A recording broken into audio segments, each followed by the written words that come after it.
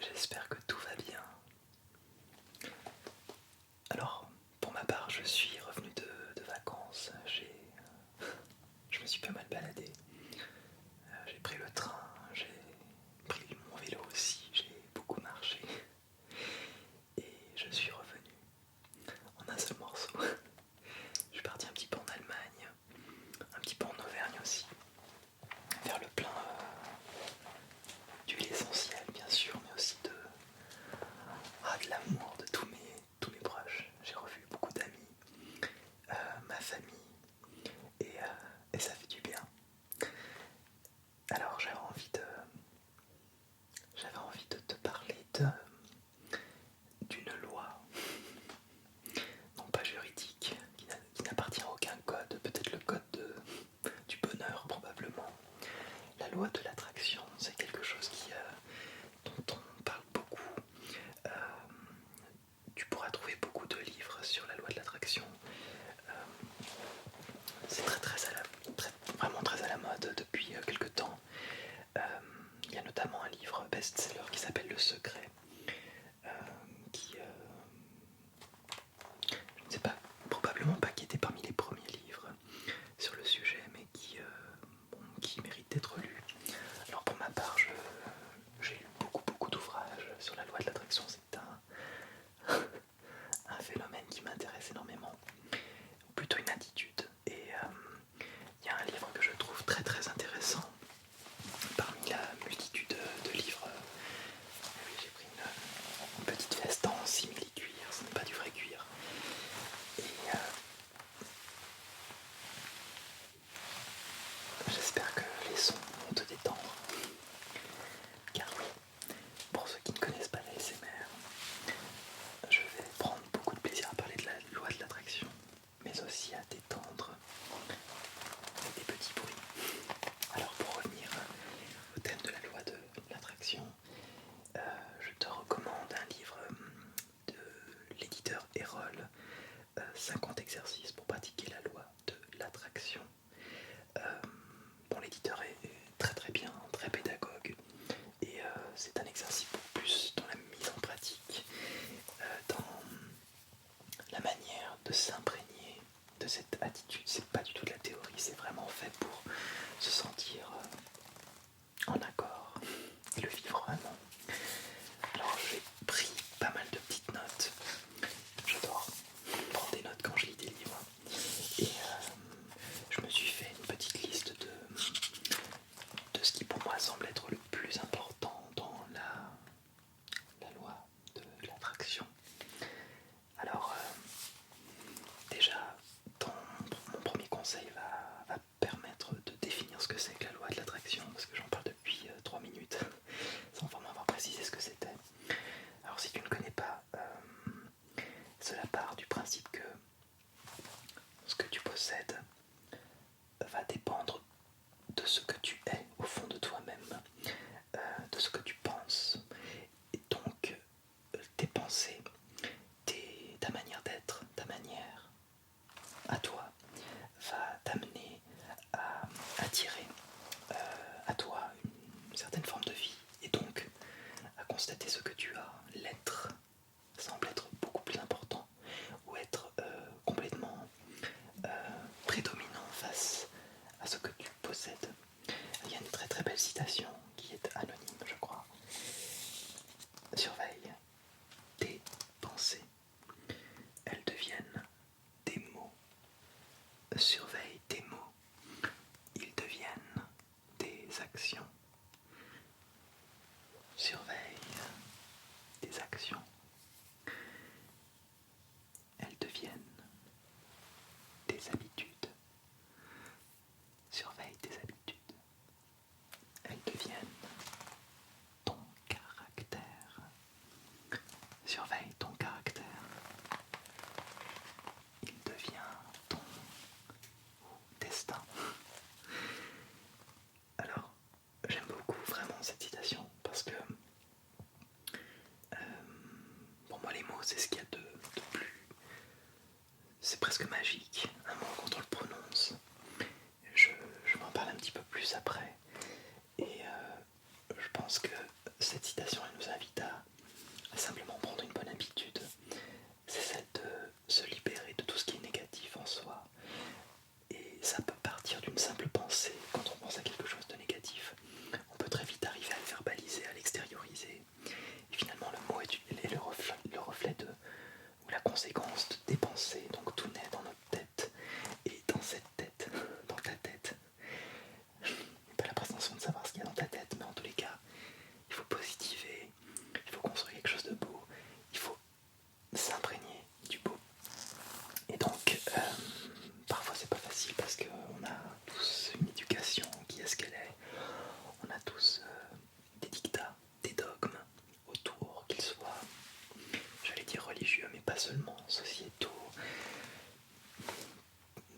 peut-être des lois patriarcales, enfin bref, plein de choses dans notre vie, dans notre histoire qui font qu'on va se mettre des filtres, on va se mettre des barrages qui vont nous empêcher de positiver en nous dévalorisant par exemple.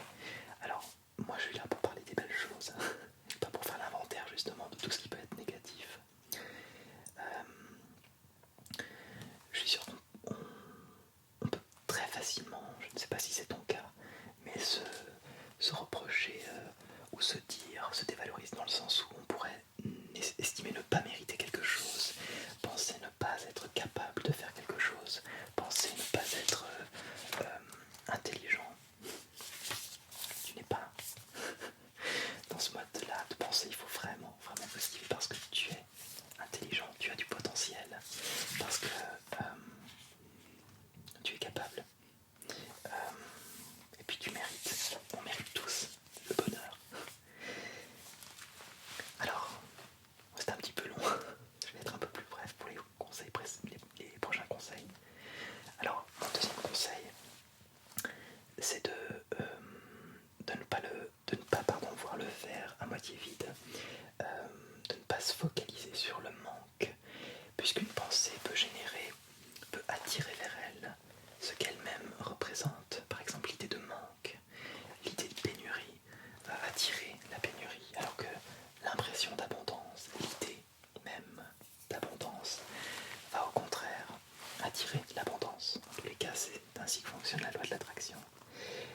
Il faut donc essayer, j'aime pas dire il faut, il n'y a pas de il faut, on est libre, on fait ce qu'on veut, mais en tous les cas, il faut tenter d'être positif.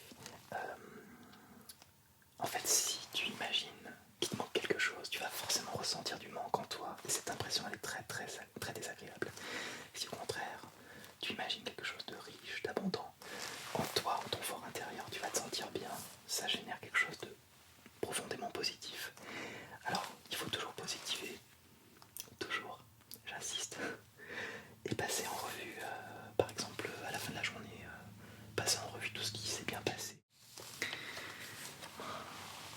Troisième conseil, c'est de ne pas se limiter.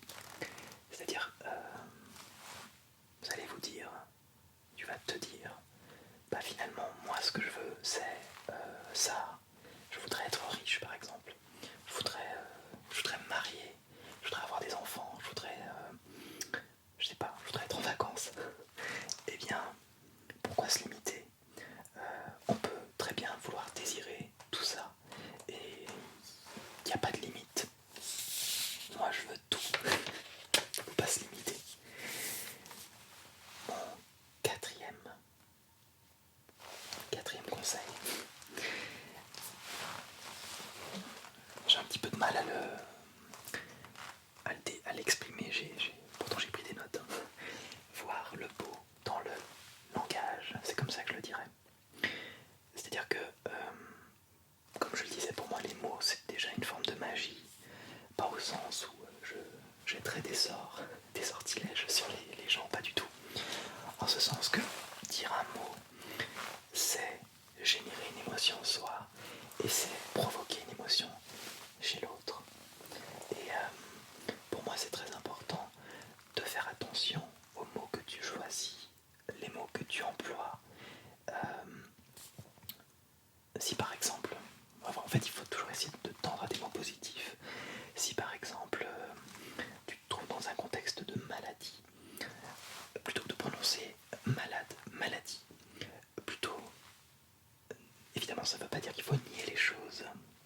maladie est-ce qu'elle est, mais orienter les mots vers la guérison, vers le registre de la guérison, guérir, soigner.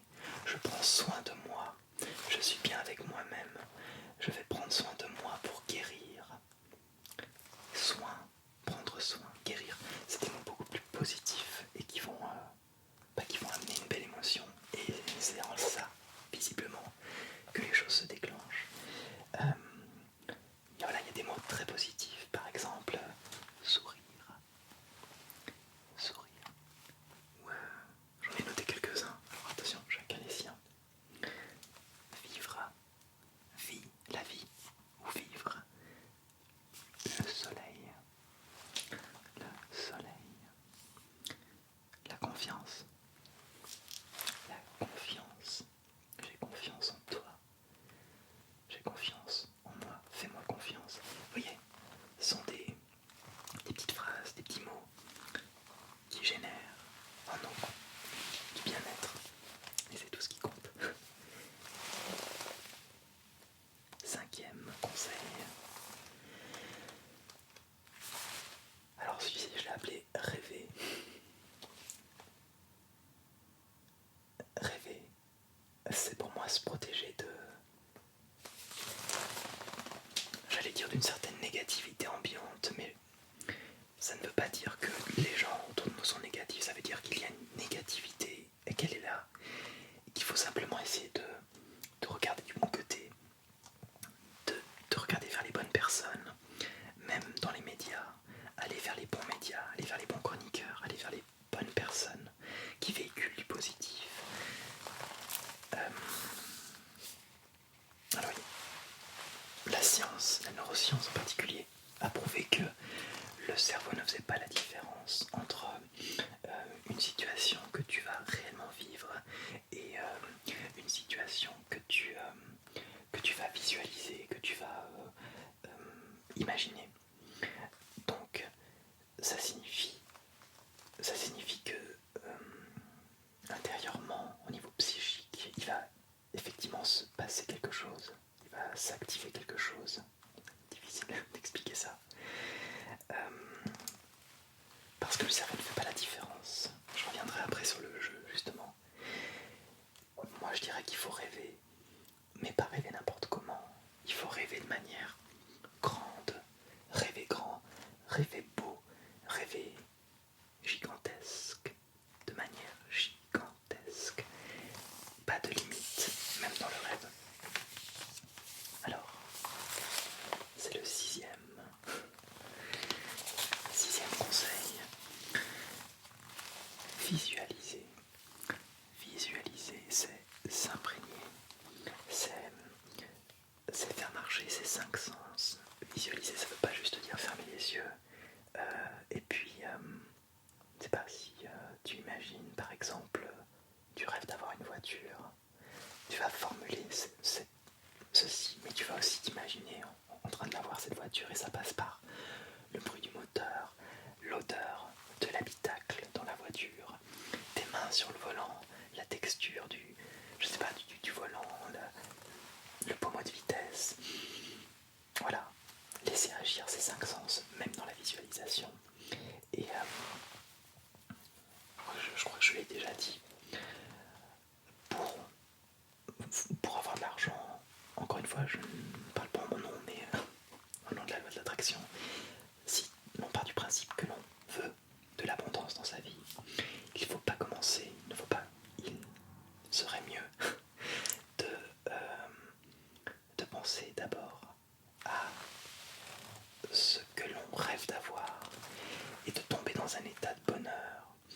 En fait, l'erreur entre guillemets serait de penser à ce que l'on n'a pas et donc en conséquence de ressentir des émotions négatives. Il faut partir de ce que l'on est, et si on arrive à provoquer ce bonheur, cet état de plénitude, même s'il dure 5 minutes, ben c'est déjà ça.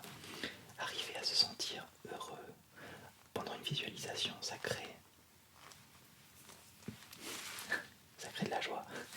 Et c'est cet état-là, c'est le verbe être qui prime sur tout. Il faut partir de l'être et non pas de l'avoir. Ne pas penser à ce que tu as déjà, mais être simplement, être l'abondance. mettre dans un état de visualisation qui te permet d'être bien, de ressentir des belles choses. Alors, 7e conseil. 7e conseil, visualiser, c'est déjà pour moi méditer. Et j'en viens à la méditation. Je vais être très bref là encore parce que je pense qu'il faut aller vers le vif du sujet, vraiment, et méditer. Alors, je proposerai très prochainement quelques vidéos de méditation. Alors peut-être pas des tonnes, mais j'aimerais au moins en proposer deux. La première, ça serait une méditation sur justement la pleine conscience. C'est quelque chose qui, dans ma vie en tous les cas, m'apporte beaucoup, redéfinit bien les choses en fait. Parfois on a tendance à se disperser, je trouve ça très efficace et je voudrais te faire partager une de mes méditations. Alors la deuxième méditation, elle est plus basée sur la PNL, la programmation neurolinguistique, et puis sur l'idée que parfois un geste, une attitude, un sourire peut provoquer un état de bien-être. Je pense toujours, j'appelle ça le sourire de la Joconde. Je me dis que quand on va vers cette peinture, alors évidemment c'est le sfumato, c'est la technique de Da Vinci, de Vinci, pardon, qui rend cette personne transparente, avec une peau d'une transparence incroyable, d'un réalisme incroyable et d'une grande beauté. Et en même temps on voit le format de cette peinture, de ce tableau, et on se dit mais pourquoi? Est-ce que c'est l'effet mouton, peut-être un peu, qui attire autant de personnes, autant de touristes? Et en même temps, elle attire vers soi, la loi de l'attraction, vous voyez. Et je pense qu'il y a une belle leçon en fait dans ce tableau-là. C'est même pas ce demi-sourire, c'est cette esquisse de sourire, c'est ce début de sourire, c'est ce sourire, non pas au sens du rire de Bergson, ce rire mécanique qui n'a rien à voir avec de l'humain. Là je parle d'un sourire profondément humain, un sourire dans le cœur, un sourire sur le visage, un sourire dans les yeux de la Joconde sont souriants, et un sourire finalement dans l'âme. C'est ce sourire qui peut apporter aussi un certain bien-être, qui prouve une certaine attitude dans la vie. Sourire à la vie, c'est un peu comme ça qu'on le dit souvent.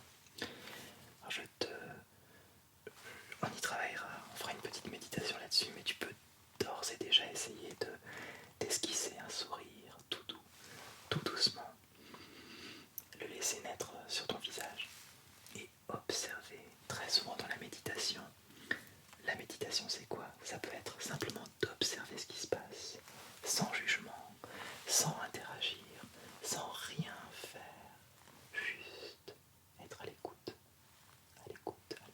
simplement. Observe ce sourire qui naît en toi, juste l'esquisser sur le visage. Pour moi, c'est comme si on le faisait naître ici. C'est comme si on le faisait naître au plus profond de nous-mêmes. C'est un peu mièvre, mais ça marche vraiment. Alors c'est à tester. 8e conseil. Alors celui-ci je l'ai appelé retrouve l'enfant qui est en toi. Pourquoi je l'ai... Ce n'est pas une invitation à la naïveté, encore que c'est beau d'être naïf. C'est plus en ce sens qu'un enfant quand il joue. Un enfant quand il joue, je crois qu'il est à 100% ce qu'il prétend être dans le jeu. Il est vraiment ce qu'il est en train de jouer. Alors, ce n'est pas une invitation à la mythomanie, bien évidemment, mais plus à l'idée que, puisque dans la loi de l'attraction, en tout cas pour attirer des choses positives, il faut visualiser, il faut presque déjà vivre le sentiment d'abondance, de bonheur,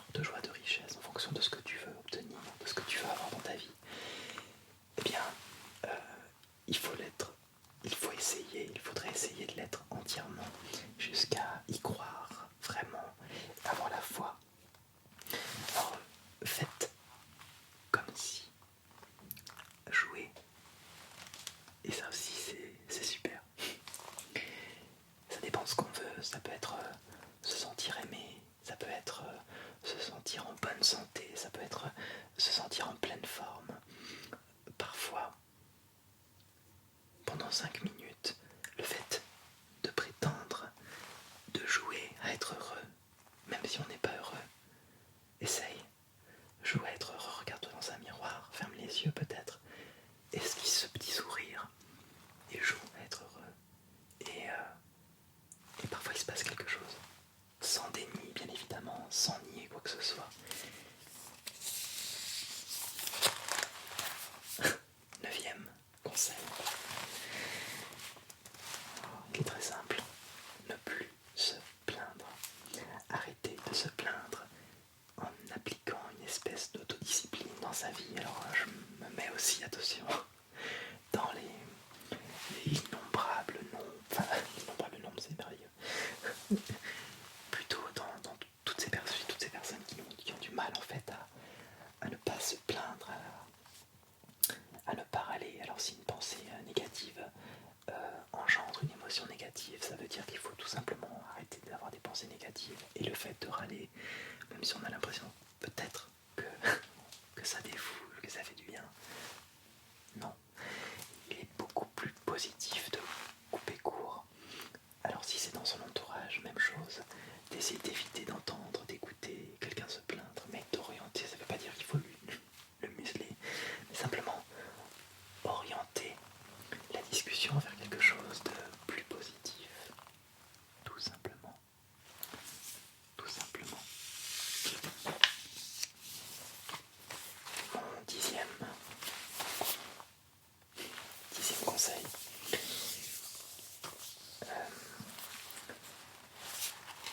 pour moi c'est ultra important d'avoir confiance en toi, d'avoir la foi. Si tu veux quelque chose, il faut d'abord y croire, et personne n'y croira à ta place. Il faut que ce soit toi qui porte ce projet, qui porte cette idée, qui porte ce rêve. Et encore une fois, je rappelle qu'il s'agit, il ne faut pas se limiter. Un rêve grand, gigantesque, et en même temps, ne pas faire preuve d'impatience. Parfois, pour monter des édifices, il faut poser une pierre, puis une autre, puis une autre. Bâtir un édifice, bâtir un gros projet, un beau projet, ça prend du temps. Alors, si la demande a été formulée, si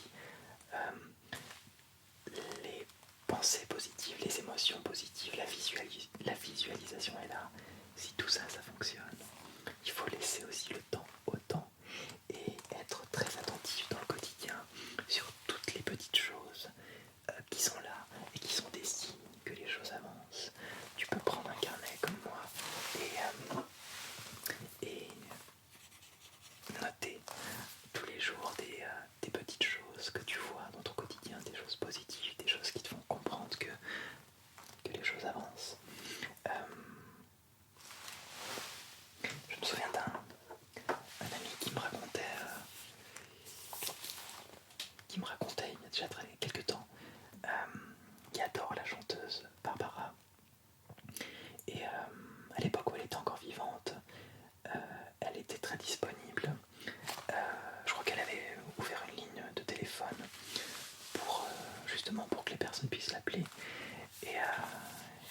Et donc il avait appelé Barbara. C'est un ami qui souffrait de dépression nerveuse à l'époque, et elle lui a dit ceci: tu sais, la vie c'est pas être sur sa branche et faire cuit. Comme les petits oiseaux, il faut que tu sautes dans le vide. Et il faut être à la hauteur de ses rêves, il faut être à la hauteur de ses projets et y aller franchement, vraiment à fond. Voilà, c'est la fin. Alors la fin de cette vidéo, c'est peut-être encore un conseil, mais c'est avant tout quelque chose que j'ai envie de te dire, de vous dire. Elle fait probablement partie des lois de l'attraction, je ne sais pas. En tous les cas, c'est quelque chose qui me tient vraiment à cœur. Il n'y a pas un jour où je ne pense pas à vous. Il n'y a pas un jour où je ne me pose pas des questions sur ce que je pourrais faire pour t'apporter, pour vous apporter un petit peu de bien-être, un petit peu de légèreté, un petit peu de refuge. Et sachez que c'est pour mon plus grand bonheur que je suis là pour vous aider. Je reçois énormément de messages